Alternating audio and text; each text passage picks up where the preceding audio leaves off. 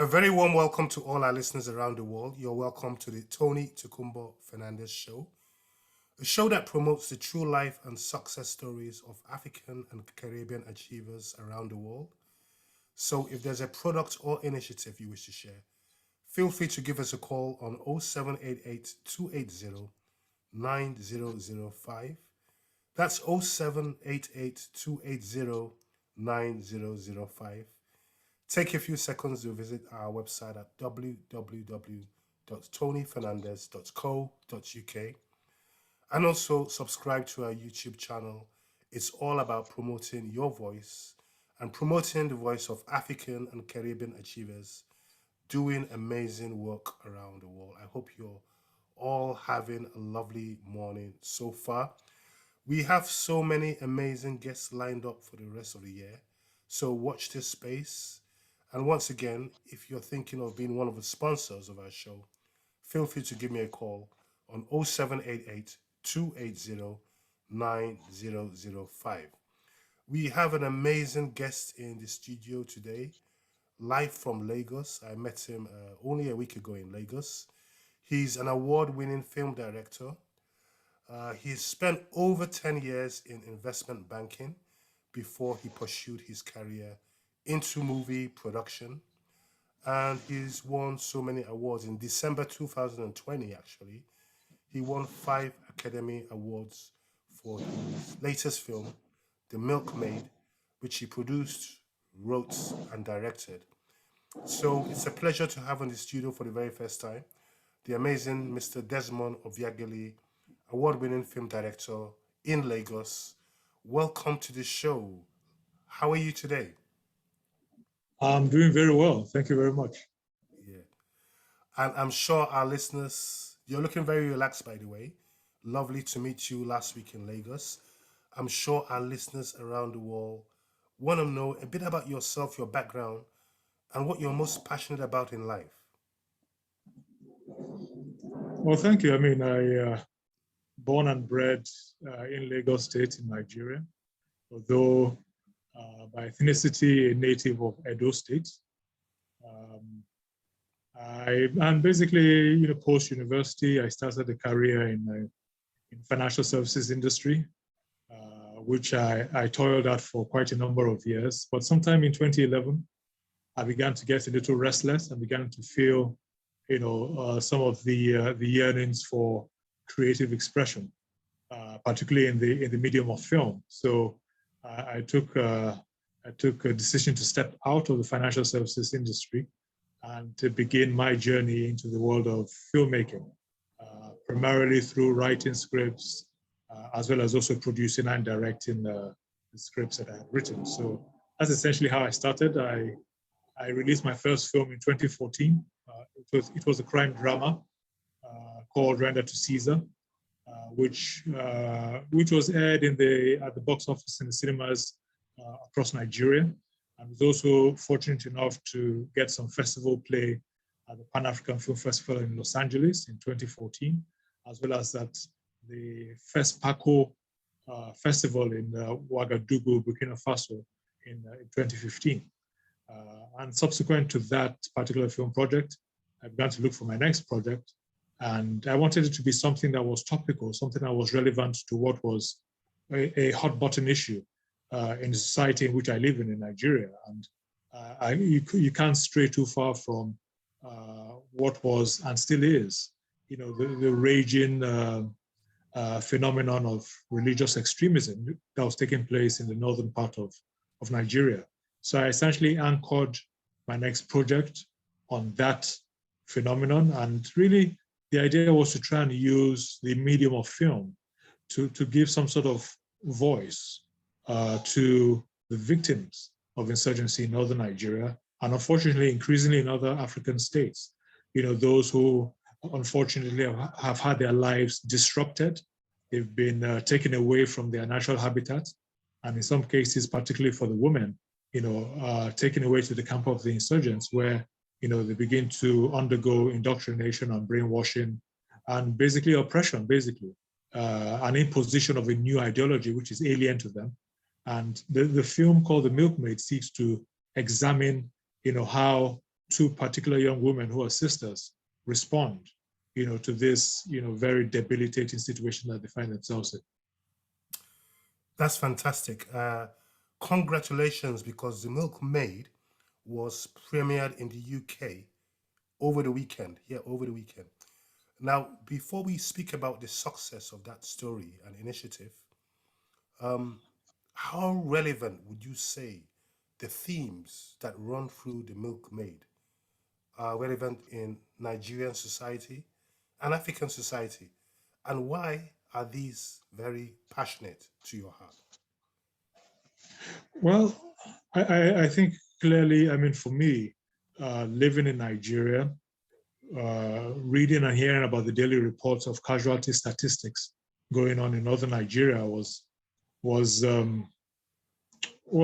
quite unsettling, very disturbing. Even though I don't live in that part of Nigeria, but clearly, these are fellow citizens who are going through very traumatic experiences, and I think after a while, as a member of the public, you tend to get so inundated with these statistics, you almost get numb, and you begin to lose a little bit your capacity to feel and empathize, with what those people are going through. And I felt that's wrong for us as a society to sort of just, hear about what's going on and then, shake our heads, heave a sigh, and then move on, because clearly that approach is not, providing any relief to the situation. It's not providing any solutions to the situation. And the only way that situation can change is for it to constantly be on the front burner of public discourse, which unfortunately, it wasn't, So I sought to use, the few tools I have available, at my disposal as a filmmaker to sort of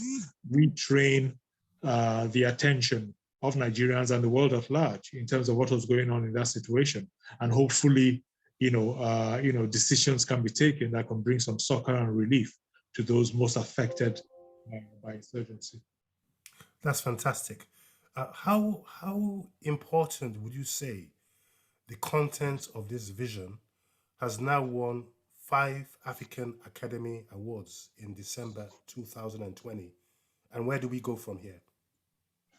Well, we were quite fortunate and privileged and honored, with the awards that the film won at the AMA 2020 African Movie Academy Awards.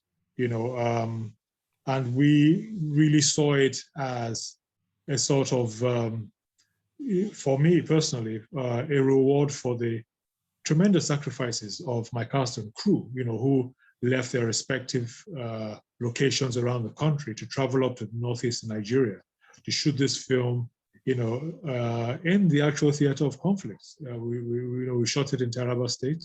We shot it in Hausa, with some elements of Fulde, which is a Fulani language, as well as Arabic. So on several fronts, we were pushing the boundaries and pushing the envelope, but we considered it necessary, because we wanted to be as authentic to the experiences of the characters we were trying to tell as possible, So lots of sacrifices went into making the film, and I'm so glad, and happy on behalf of my cast and crew that, their efforts were recognized in this very, very, high-profile, award ceremony. Congratulations. I'm very, very proud of you and your team members. Now, over the weekend in the UK, the film was premiered for the very first time in the UK. What was the general reaction and feedback like in the diaspora of the UK? Well, the film was screened at the BFI South Bank. It was not just a UK premiere, it was a European premiere of The Milkmaid.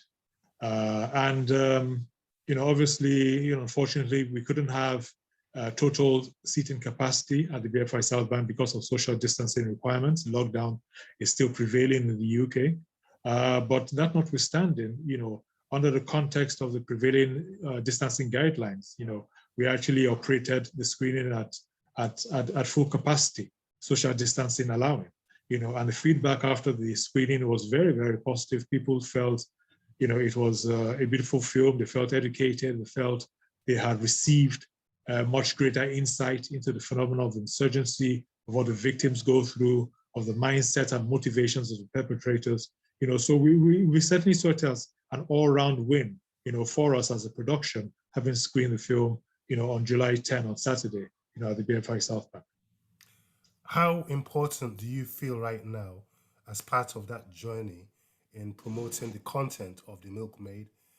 Is it to promote it more in the diaspora, in cultural hubs like Berlin, Rotterdam in Netherlands, and also the Scandinavian countries?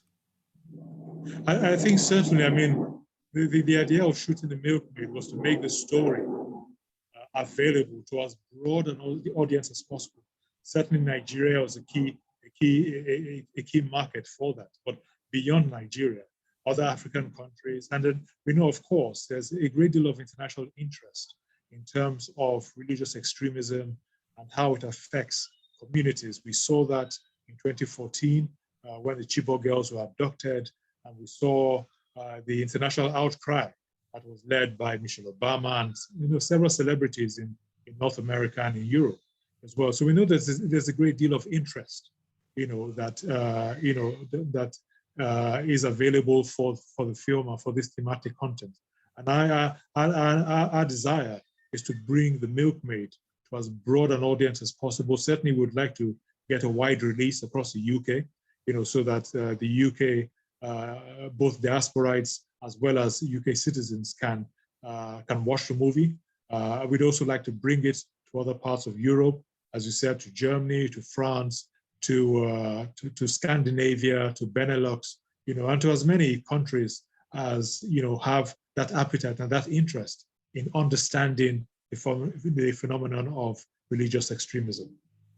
On a very final note, for the benefit of all our listeners around the world today, if they want to get in touch with you or find out how they can have a copy of The Milkmaid, are there any social media handles out there, or how do they go about that? Yes, we do have a social media handles on. Primarily, they can go to the Milkmaid movie official website, which effectively is just milkmaidmovie.com. That's milkmaidmovie.com, and that has a lot of information about the film. And if you look at the contact section there, you'll see links to our social media handles where you can find out even more information, current information about what's happening with the film. Keep up the amazing work you're doing at the moment. We'll continue to promote your vision, your content, and your journey. And we're proud of you. Keep up the great work. Thank you so much for having me, Tony. I really appreciate it. And keep up the good work yourself. Thank you very much. You're welcome.